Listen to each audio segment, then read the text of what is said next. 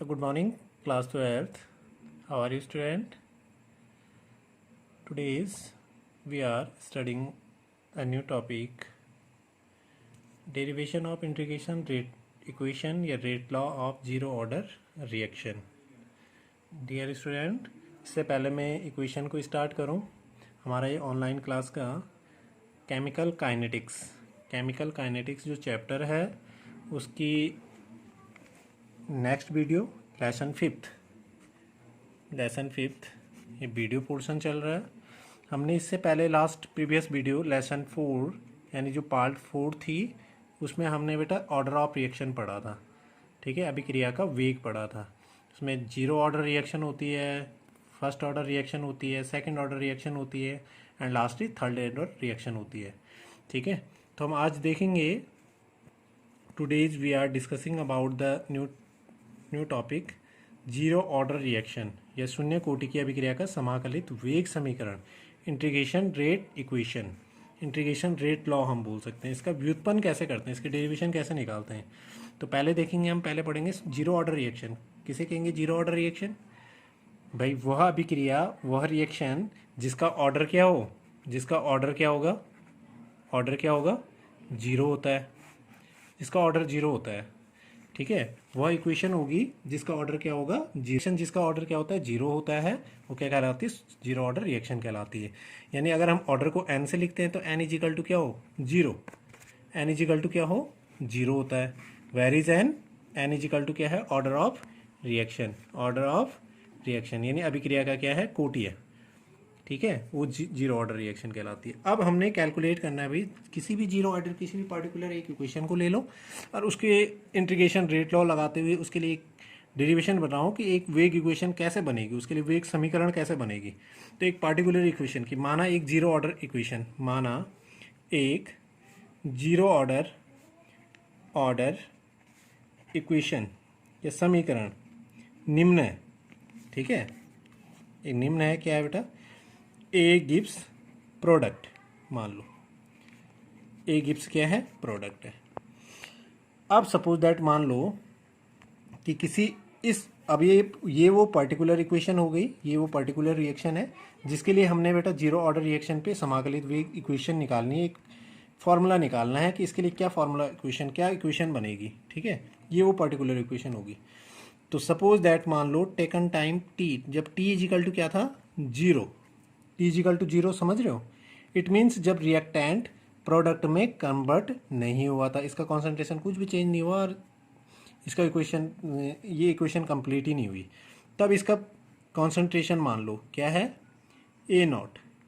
क्या है इसका कॉन्सेंट्रेशन, मान लो ए नॉट। किसी भी टेकन टाइम यानी जीरो, जब कुछ समय नहीं था, माना ए का कॉन्सेंट्रेशन क्या था, जीरो था, तब इस प्रोडक्ट का कॉन्सेंट्रेशन क्या था, जीरो। भाई जीरो क्यों रहा हुआ होगा, क्योंकि ये तो बना ही नहीं ना, ये तो चेंज ही नहीं हुआ, एक पर्टिकुलर टाइम है जिस पे चेंज। तो बेटा T is equal to zero पे कॉन्सेंट्रेशन जीरो, क्योंकि जब तक रिएक्शन स्टार्ट ही नहीं हुई है, तब मानो इसका क्या होगा, जीरो होगा। अब इफ़ एनी टाइम टी, किसी भी time T is equal to T, किसी टाइम पे टेकन टाइम टी, ठीक है, किसी भी टेकन टाइम टी पे इसका कॉन्सेंट्रेशन चेंज हो जाता है, यानी चेंज हो गया, मान लो ए नॉट से घट करके वो क्या हो गया, ए, भाई घटेगा ना। किसी भी पर्टिकुलर टेकन टाइम पे, किसी भी टाइम पे रिएक्टेंट का कॉन्सेंट्रेशन क्या होता है, घटता है, ये तो सबको पता है ना, जब घटेगा तभी प्रोडक्ट बनता है। तो कॉन्सेंट्रेशन हमेशा क्या होता है, घटता है किसी भी पर्टिकुलर टाइम पे, ठीक है। बिकॉज हम रेट ऑफ रिएक्शन किसे कहते हैं, रेट ऑफ रिएक्शन होता है क्या है, डिफरेंशिएशन रेट लॉ क्या कहता है, ठीक है, वेग इक्वेशन क्या कहती है, यही कहती है कि किसी भी रिएक्टेंट का जो कॉन्सेंट्रेशन होता है किसी भी पर्टिकुलर टेकन टाइम पे, ठीक है, रिस्पेक्ट ऑफ टेकन टाइम जो कॉन्सेंट्रेशन चेंज होगा उसे ही हम रेट ऑफ रिएक्शन कहते हैं। जितना भी उसका साधारण परिवर्तन होता है किसी भी समय के साथ साथ किसी अभिकारक के साधारण परिवर्तन की दर ही क्या कहलाएगी, अभिक्रिया का वेग कहलाती है, ये हम जानते हैं ना। तो इसका कॉन्सेंट्रेशन कम हो गया, माना ए, तो तब इसका कॉन्सेंट्रेशन कुछ भी मान लो पी टी या मान लो बी टी, किसी टाइम टे पे बी टी कुछ भी मान लो, नथिंग एल्स, कुछ नहीं है, ये ए नॉट ए कुछ भी आप रख सकते हो। इट्स अ पर्टिकुलर क्या है, एक सिंबल है, एक डिजिट है। ओके, ये कोई पर्टिकुलर कोई अलग सा नहीं है, नथिंग एल्स। आप कुछ भी यहाँ पे लिख सकते हो, ये मान लो। तो यही हम थ्योरेटिकल लिख सकते हैं कि माना, मैं लिख भी देता हूँ बेटा, माना अभिकारक ए का, ये क्या है बेटा, प्रारंभिक सांद्रण टी इजिकल टू 0 पे, तो ये क्या हो गया इसका इनिशियल, प्रारंभिक सांद्रण इनिशियल कॉन्सेंट्रेशन क्या है, ए नॉट है, क्या है, ए नॉट है, ठीक है। तब टी समय बाद, टेकन टाइम टी लिया, टी समय बाद ए का सांद्रण परिवर्तन या अंतिम सांद्रण हम कहते हैं फाइनल कॉन्सेंट्रेशन क्या हो गया, एओ, एओ, ठीक है। तो अभिक्रिया कौन से ऑर्डर की है बेटा, जीरो ऑर्डर की है, ठीक है। तो जीरो ऑर्डर की है, तो इसका रेट इक्वेशन क्या कहता है, वेग नियम क्या कहता है, ये तो इनिशियल कॉन्सेंट्रेशन है, ये बेटा इसका इनिशियल कॉन्सेंट्रेशन, और ये क्या है, इसका फाइनल कॉन्सेंट्रेशन है। क्लियर हो रहा है सबको, ध्यान से देखना, ये इनिशियल कॉन्सेंट्रेशन फाइनल कॉन्सेंट्रेशन है किसी taken time particular time T पर, ओके। अब जीरो ऑर्डर रिएक्शन है, तो जीरो ऑर्डर रिएक्शन के लिए रेट इक्वेशन क्या कहती है कि शून्य कोटि की अभिक्रिया है, अतः अभिक्रिया का जो वेग होगा, it means rate of reaction होगा, वो कॉन्सेंट्रेशन, कौन से कॉन्सेंट्रेशन के, भाई ये तो शुरू ही नहीं हुआ ना, ये तो घट करके इतना हो गया किसी टाइम पे, तो उसके सांद्रण के कौन सी घात, जीरो ऑर्डर, ठीक है। जो पावर होगी जीरो पावर के क्या होगा, डायरेक्टली प्रोपोर्शनल होगा, शून्य घात के समानुपाती होता है, यही तो लिखना है यहाँ पे कि जो इसका कॉन्सेंट्रेशन रेट ऑफ रिएक्शन होता है, रेट ऑफ रिएक्शन इसके कॉन्सेंट्रेशन के जीरो पावर कॉन्सेंट्रेशन की शून्य घात के क्या होगा, समानुपाती होता है। ये ब्रैकेट क्या दिखाता है, कॉन्सेंट्रेशन दिखाता है, ठीक है। तो लगा देते हैं, यहाँ से लगाना हमने बेटा रेट लॉ तथा वेग नियम से, ठीक है। यहाँ पे क्या लगाएंगे बेटा, वेग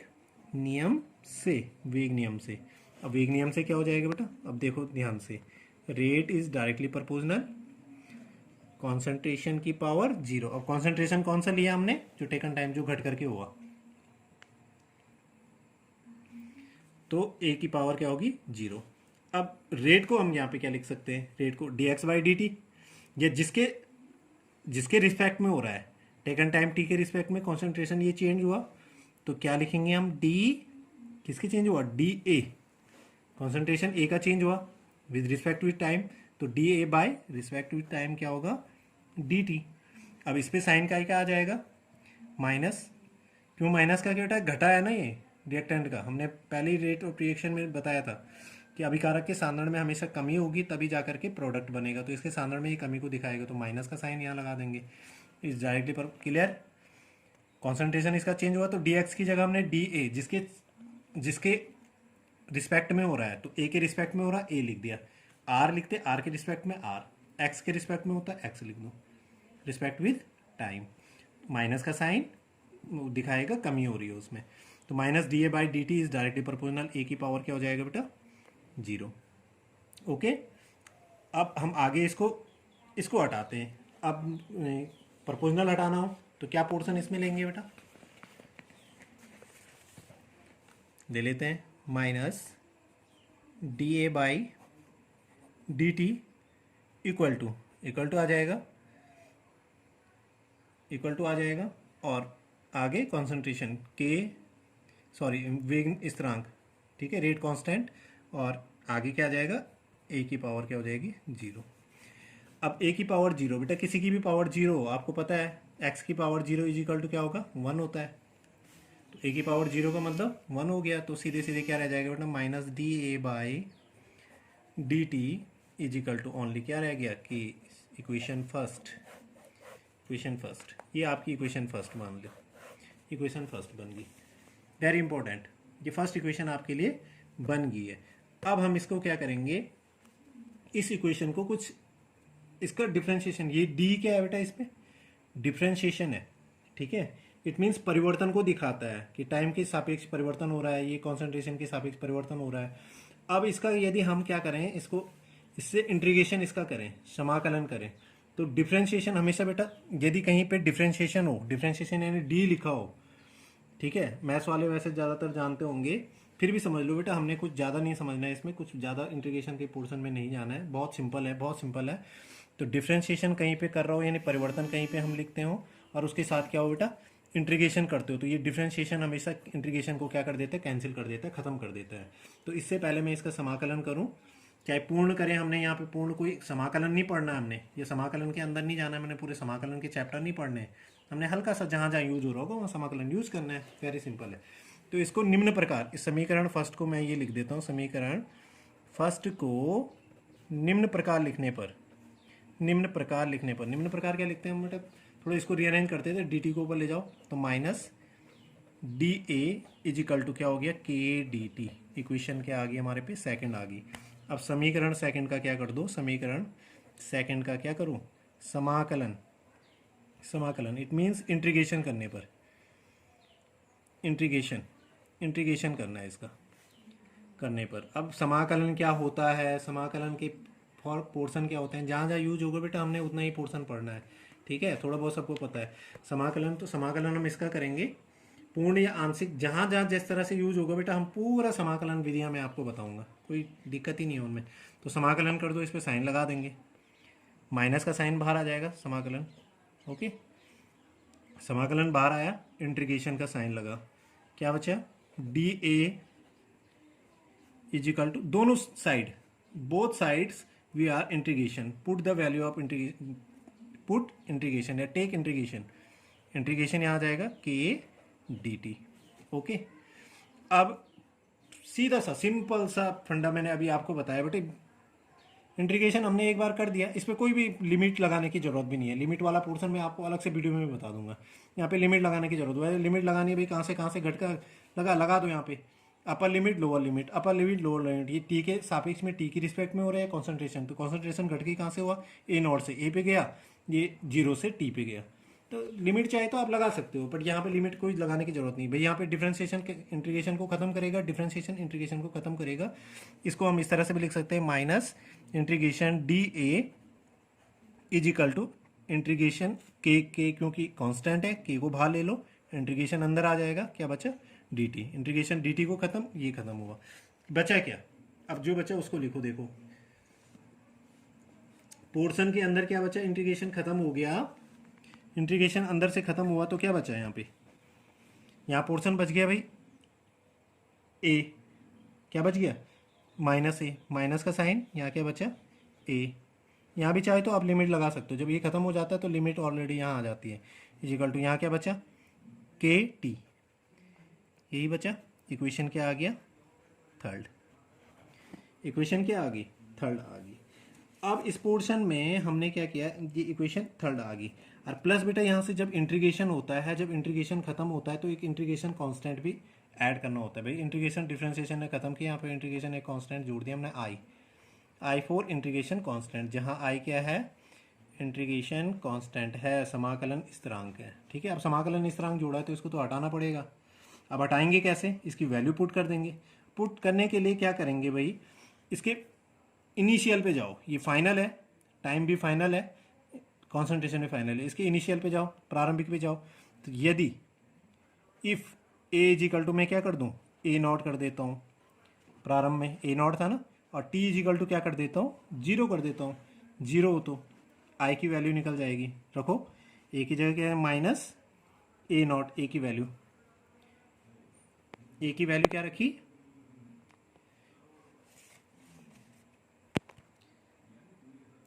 ये देखो, यदि a is equal to A nought, t is equal to zero हमने किया, तो ए की जगह क्या रखेंगे, यहाँ पे ए नॉट रख दिया, ठीक है, टी की जगह जीरो कर देंगे, तो इजिकल टू क्या हो जाएगा, के इंटू टी की वैल्यू क्या है, जीरो प्लस आई, तो के इजिकल टू जीरो, जीरो हो गया, आई की वैल्यू क्या आई, माइनस ए नॉट, और फिर आई यहीं पे लिख देता हूँ मैं, आई इजिकल टू क्या हो गया, माइनस ए नॉट।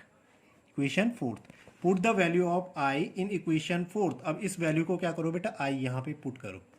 समझ में आ रहा है, माइनस या प्लस में यहाँ पुट करो, तो क्या इक्वेशन आएगी, देखो इक्वेशन देखो क्या आ जाएगी, माइनस, ये इक्वेशन है minus A is equal to K T, plus था वो माइनस है, ये प्लस और माइनस क्या आया, ए नॉट, प्लस माइनस माइनस हो जाएगा, is equal to K T minus a not. ये बहुत इंपॉर्टेंट इक्वेशन आ गई है, बहुत इंपॉर्टेंट इक्वेशन आ गई, यहाँ पोर्शन पे, ठीक है। क्या आया, ए क्या है आपका फाइनल कॉन्सेंट्रेशन है, ठीक है, फाइनल है। और के क्या है, रेट कांस्टेंट है, टी टाइम हो गया, और ये इनिशियल हो गया। अब एक तो ये वाली इक्वेशन बेटा, ये भी लाइन इक्वेशन हो सकती है। अब दोनों पक्षों में यदि मैं दोनों पोर्शन में क्या करूँ, माइनस से क्या करूँ, इक्वेशन नंबर इसको मान लेते हैं 5th। अब समीकरण 5 के दोनों पोर्शन में लेफ्ट हैंड साइड भी राइट हैंड साइड में माइनस से क्या करूँ, मल्टीप्लाई कर दूँ। माइनस से गुणा करूँगा तो क्या होगा बेटा, माइनस माइनस ये क्या हो जाएगा, plus is equal to K T, फिर यहाँ माइनस माइनस यहाँ भी क्या होगा, प्लस, यहाँ माइनस, क्योंकि प्लस पोर्शन में है बेटा तो माइनस यहाँ माइनस ही रहेगा, ए नॉट, ये पोर्शन इसके लिए हो जाएगा। अब इस इक्वेशन को हम लाइन इक्वेशन भी मान सकते हैं, इस इक्वेशन तो इसको हम चेंज किया तो ये भी इक्वेशन बन सकती है। वैसे यहीं से हमने सीधे आगे ड्राइव करना है, ये इक्वेशन होगी तो के T is equal to, K T जहाँ था बेटा वहीं के वहीं है, ये माइनस ए नॉट था इधर आया प्लस हो गया, क्लियर हुआ ना, ये माइनस था इधर आया प्लस हो गया, ये माइनस में है तो प्लस पहले लिख दिया हमने, ए नॉट माइनस ए, क्लियर हो रहा है सबको। ए नॉट इधर आया ना प्लस में, तो ये प्लस वाला पहले लिखा है, ये माइनस जैसे था वही बाद में लिखा है, ये माइनस का साइन ए के साथ है, तो ये एक इक्वेशन की हो गई। इसी के लिए के इज इक्वल टू क्या हो जाएगा, a not minus A upon t. Equation 6 ही क्या है बेटा हमारी, जीरो ऑर्डर रिएक्शन के लिए इंटीग्रेशन रेट लॉ है, ठीक है, जिसके लिए के इज इक्वल टू यानी वेग स्थिरांक। भाई हमने वेग समीकरण का व्युत्पन्न करने का मतलब क्या है, वेग स्थिरांक के लिए क्या निकालना है, फॉर्मूला निकालना है। ए क्या है, प्रारंभिक, initial concentration minus final concentration bye लिया गया समय, taken time, it's a zero order reaction. समीकरण 5 ही क्या है, 6 ही क्या है, शून्य कोटि की समाकलित वेग समीकरण है। इसके लिए बेटा ग्राफ भी हम पुट कर सकते हैं, ग्राफ भी इंक्लूड कर सकते हैं, वो इस इक्वेशन से भी बन जाएगा या इस इक्वेशन से भी बन जाएगा। माइनस के नॉट है, इसको आगे ले जाएंगे, ये माइनस के नॉट इधर आया, ये के टी माइनस के नॉट हो जाएगा, ये आगे आएगा प्लस आ जाएगा, तो माइनस के टी इज इक्वल टू क्या हो जाएगा, a minus a nought, a minus a nought. तो इस पोर्शन से भी हम इसको निकाल सकते हैं। तो इसका ग्राफिकल जो मेथड है बेटा मैं नेक्स्ट वीडियो में आपको अपलोड करूंगा। आई होप आप ये अच्छे से समझोगे, एक दो बार वीडियो को देखो, और if any queries and doubts so please write in comments box and like share subscribe also. Thank you student. Dear student, बेटा जैसे वो भी आपको ऊपर वीडियो में समझ में आया होगा, जीरो ऑर्डर रिएक्शन, ठीक है, कि इंटीग्रेशन लो किस तरह से है, तो ये आपने ये पेजेस भी है, ये फर्स्ट पेज जो सामने आपके दिख रहा है ये भी वही पेजेस है। इसमें देखो वेग डायरेक्टली प्रोपोर्शनल टू ए की पावर 0 अकॉर्डिंग टू वेग लॉ, देन अनदर, ये आपकी वेग इक्वेशन कम्प्लीटली इसमें है। सेम वीडियो को आप ढंग से देखोगे तो समझ में आ जाएगा। इसमें equation first, second, third, fourth, ये final equation is K is equal to किस तरह से निकल रही है, K is equal to A not minus A upon T. It means K हो गया वेग rate constant equal to initial constant minus final constant equal to T. Thank you.